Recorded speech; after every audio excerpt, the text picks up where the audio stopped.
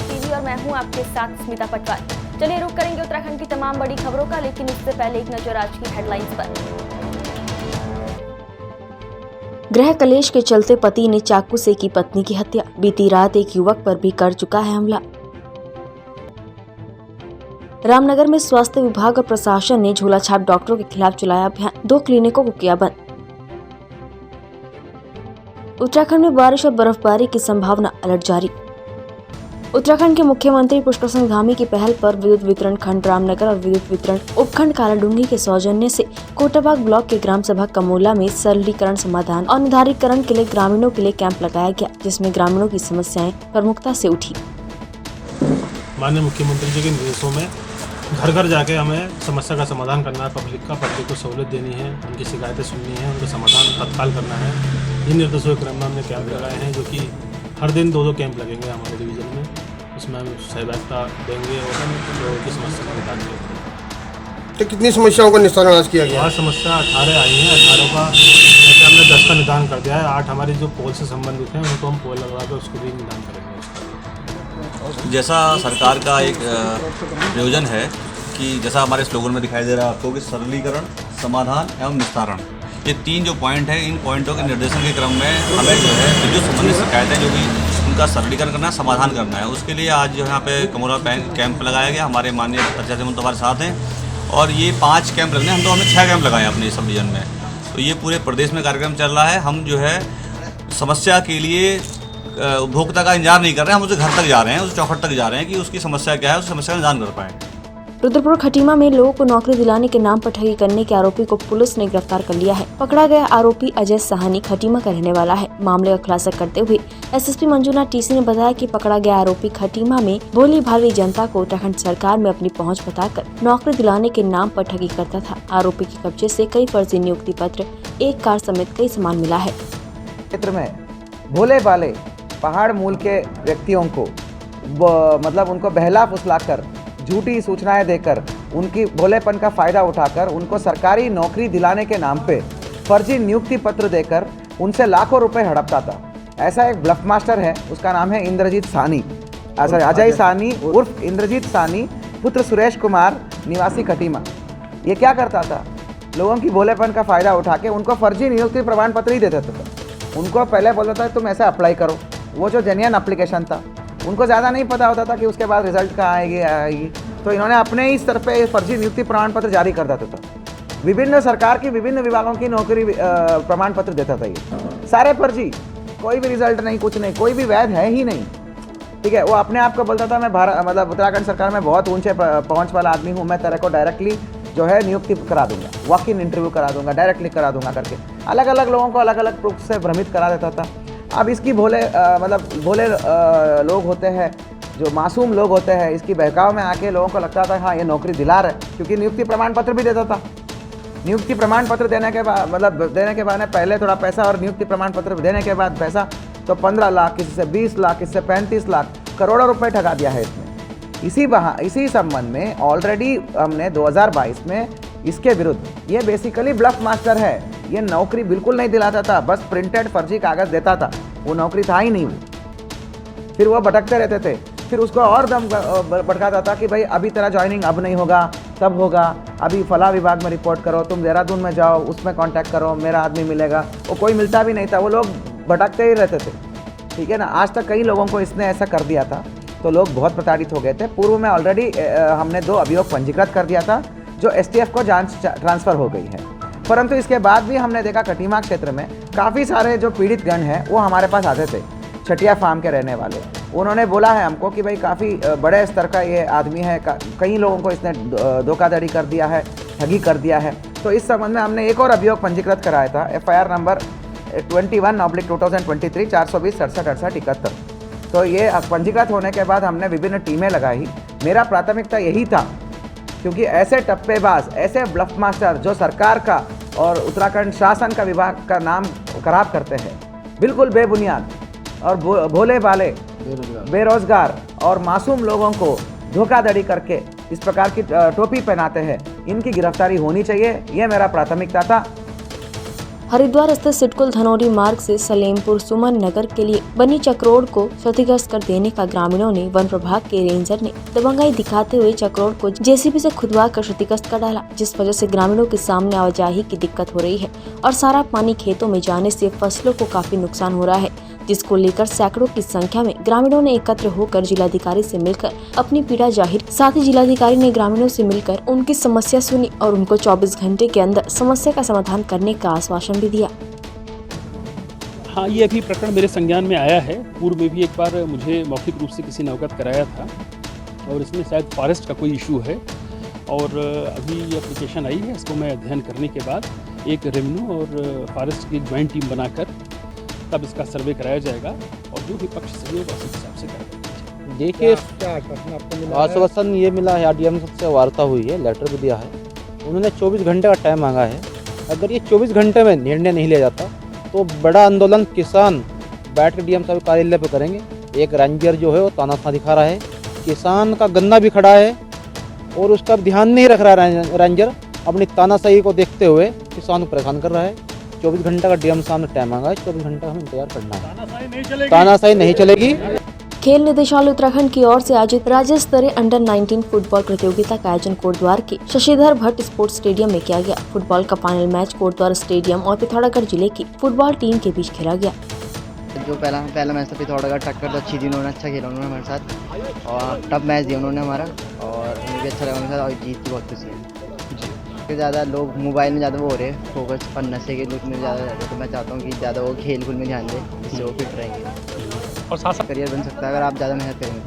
जी, आपका क्या सपना है आपका? तो मेरा आगे रहने का तो भी इंडियन आर्मी में है जी, और एक में होगा और इंडियन सर भर्ती हो गया तो मेरा आगे उन्हीं के उधर से खेलना था। Thank you. पहले हमारा अटैक अच्छा पड़ रहा था, बाद में लास्ट टाइम पे हमारी थोड़ी टीम ढीली हो गई थी, उसके कारण हमने गोल खा लिया। कितने गोल्स आते हैं? हम एक जीरो से पीछे रहे, पूरा लास्ट में मैच खत्म हो गया तो तब टाइम चले गया था, हम रिकवरी नहीं कर पाए।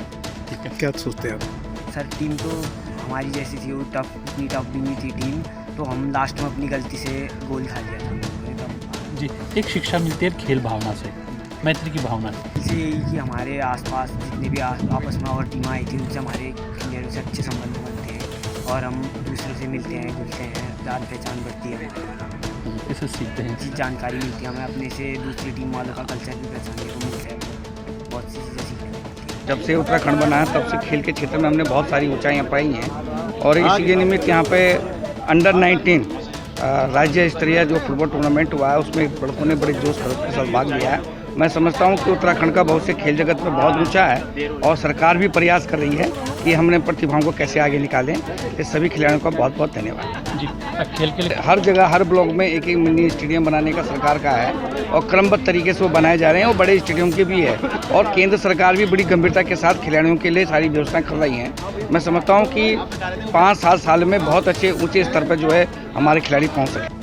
घरेलू कलेश के चलते एक पति ने अपनी पत्नी की चाकू से गोद कर हत्या कर दी। पुलिस ने मामले में मृतका के भाई की तहरीर पर मुकदमा दर्ज कर आरोपी की धरपकड़ शुरू कर दी है। पुलिस के मुताबिक गोकुल नगर निवासी फरजाना को उसके पति रिजवान द्वारा चाकू मार कर घायल कर दिया गया, जिससे आनंद फानन में किच्छा अस्पताल लाया गया, जहां पर प्राथमिक उपचार के बाद उसे हल्द्वानी रेफर कर दिया गया। देर शाम फरजाना ने इलाज के दौरान दम तोड़ दिया। फरजाना के भाई ने कोतवाली किच्छा को तहरीर सौंप कर बताया कि उसकी बहन का विवाह 30 दिसंबर 2019 को हुआ था, जिसके बाद से उसका पति और परिवार दहेज की मांग कर रहा था। पति रिजवान नशे का आदी था और घर का खर्च चलाने को लेकर ही पैसे नहीं देता था। दिन में हमें सूचना मिली थी कि पीपल तोक जो गोकुलनगर गाँव का है उसमें एक महिला फरजाना उसके पति रिजवान अली द्वारा उसको चाकू मारकर घायल कर दिया गया है। तो इस सूचना पर पुलिस मौके पर पहुंची थी। जो घायल है उसे किच्छा अस्पताल में भर्ती करवाया जाएगा। किच्छा अस्पताल में उसे तिवारी अस्पताल रेफर कर दिया गया। जो तहरीर के आधार पर हमारे द्वारा 379 IPC के अंतर्गत मुकदमा पंजीकृत किया गया था और बाद में देर शाम में सूचना मिली कि जो घायल महिला थी फरजाना उसकी मृत्यु हुई है।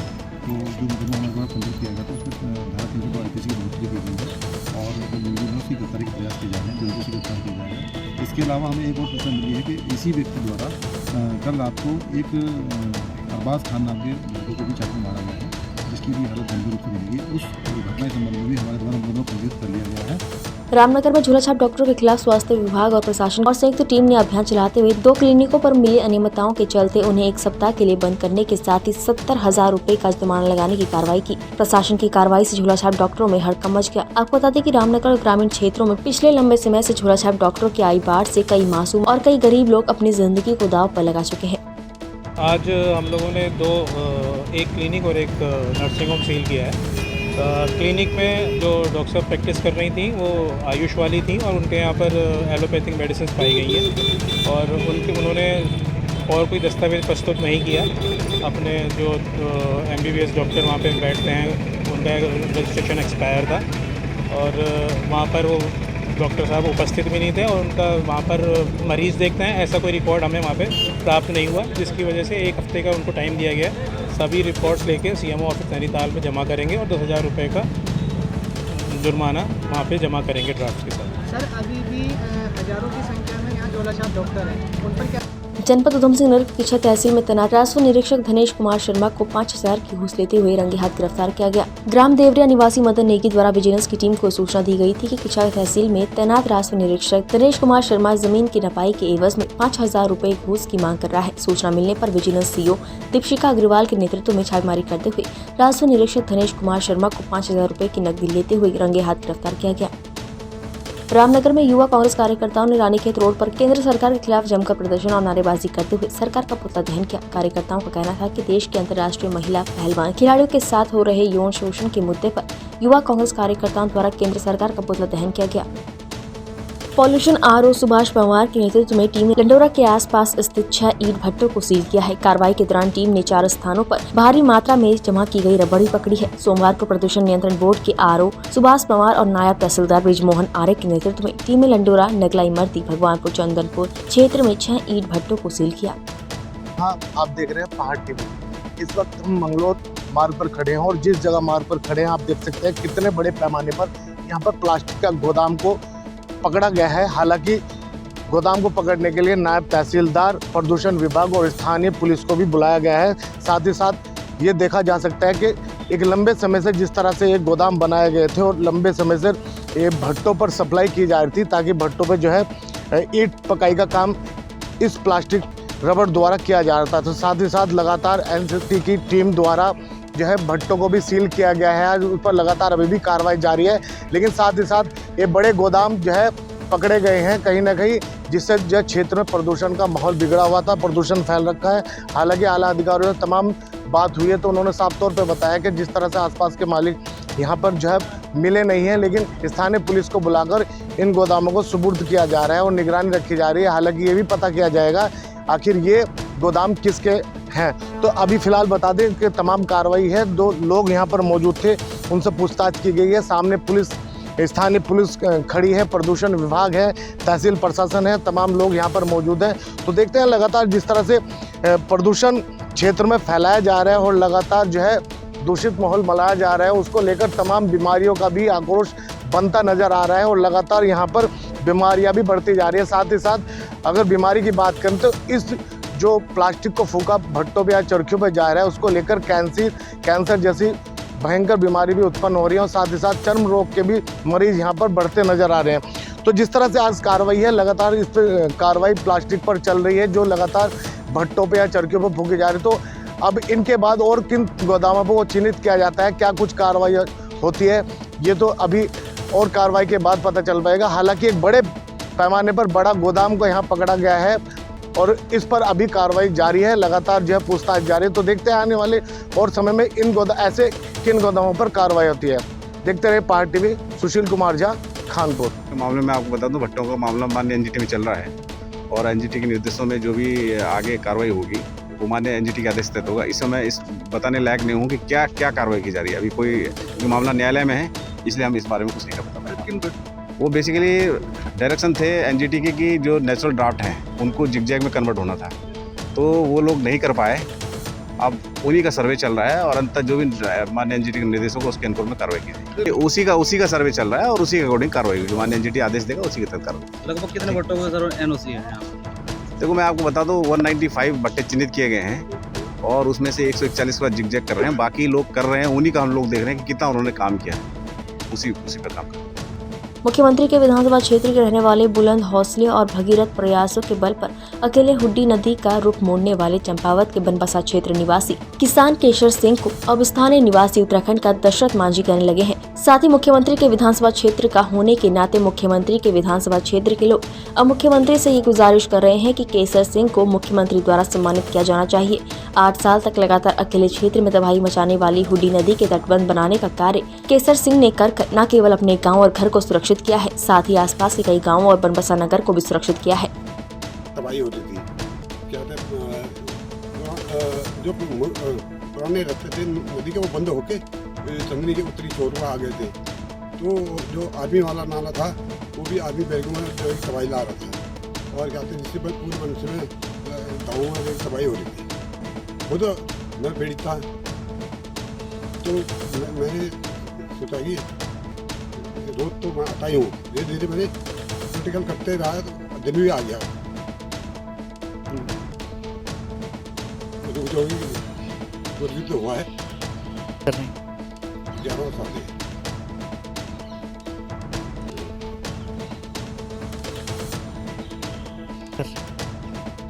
निश्चित है बरसात भी हो तभी जो ठान ली तो ठान लिया, इसका रूप चेंज करना है तो करना है, ये ध्येय था मेरा। उसमें बहुत हद तक मैं प्रैक्टिकल काम करते रहा, मुझे अध्ययन भी होते रहा, जिस कारण जो कि नदी का रूप जो कि परिचित हुआ है। बहुत से लोग तो यहाँ पे चले जाएंगे, पागल हो गए, अब क्या कहोगे इस बारे में। मैंने पूरे दिमाग की उपज थी, यहाँ पर लोगों ने ये पत्थर चलाते रहते थे, तो मैंने वो ढेर देखा, वो मेरे दिमाग में बैठ गया। मैंने कहा जहाँ से बंद हो गया था नदी, वहाँ से एक उठाकर जहाँ तो नदी का हो गया वहाँ से उठाकर नीचे आते रहा, धीरे धीरे रिटेयर कर रहे थे, मुझे अध्ययन भी हो गया इस बारे में। कभी मिला तो हाँ सही हो गया। देहरादून स्थित CIMS और UIHMT ग्रुप ऑफ कॉलेज ने अपने सामाजिक सरोकारों को आगे बढ़ाते हुए मंगलवार को अपने संस्थान के शैक्षिक परिषद की बैठक में जोशीमठ भूतसाव प्रभावित छात्र छात्राओं को निःशुल्क उच्च शिक्षा, व्यावसायिक शिक्षा और चिकित्सा शिक्षा प्रदान करने का फैसला लिया है। गणतंत्र दिवस से पूर्व उत्तराखंड के चमोली जनपद स्थित जोशीमठ क्षेत्र के युवाओं के लिए ये राहत भरी खबर है। संस्थान कोरोना काल में अनाथ हुए बच्चों और प्रदेश के आर्थिक रूप से कमजोर योग्य 300 छात्र छात्राओं को प्रति वर्ष निःशुल्क उच्च शिक्षा प्रदान कर रहा है।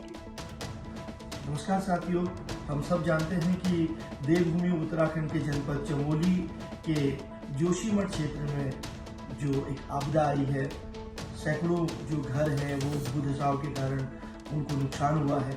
ऐसी स्थिति में वहाँ के जो नौनिहाल हैं, वो बच्चे हैं, उनकी उच्च शिक्षा, चिकित्सा शिक्षा और व्यावसायिक शिक्षा भी प्रभावित हुई है।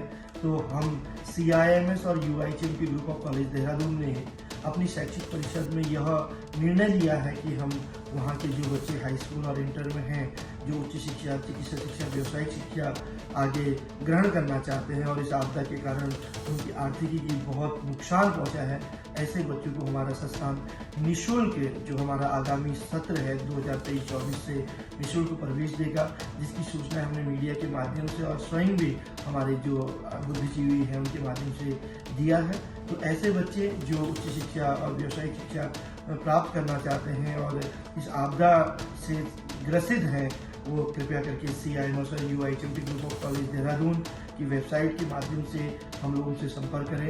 हम भगवान बद्री विशाल और केदारनाथ जी से प्रार्थना करेंगे कि हम इस आपदा से बाहर निकलें और पूर्व की भांति जोशीमठ, चमोली जनपद जो है पर्यटकों के लिए और सभी लोगों के लिए आवागमन करने के लिए सुनिश्चित बने। बहुत बहुत धन्यवाद। उत्तराखंड की तमाम बड़ी खबरों में फिलहाल इतना ही। बाकी खबरों के लिए देखते रहिए पहाड़ TV। नमस्कार।